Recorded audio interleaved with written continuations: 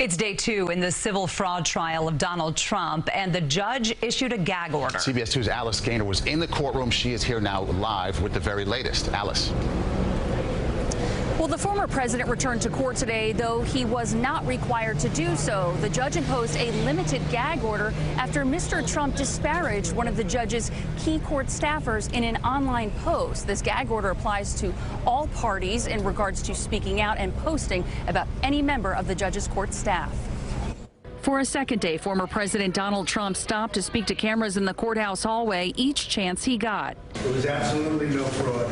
Donald Bender, an accountant with Mazars, took the stand again today. He helped prepare the financial statements for years and testified Trump's company provided the numbers that went into the documents.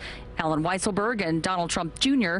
signed off on documents that said they made available, quote, all financial records and related data and any additional information you requested from us. And that, quote, we have not knowingly withheld from you any financial records or related data that in our judgment would be relevant to your compilation.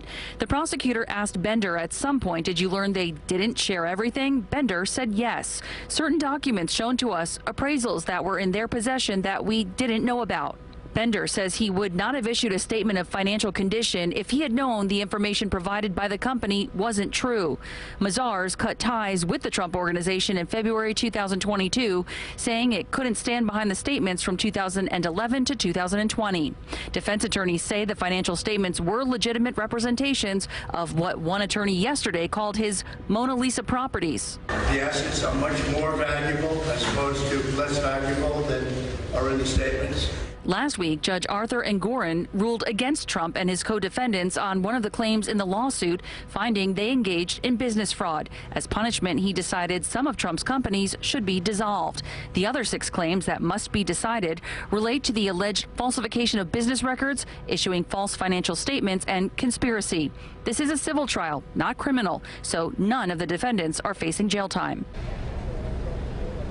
And as he left today, the former president said he plans to return to court tomorrow. He also plans to testify later in the trial. In terms of the courtroom, quite a few empty rows today compared to yesterday. Live in Lower Manhattan, Alice Gaynor, CBS 2 News. Alice, thank you.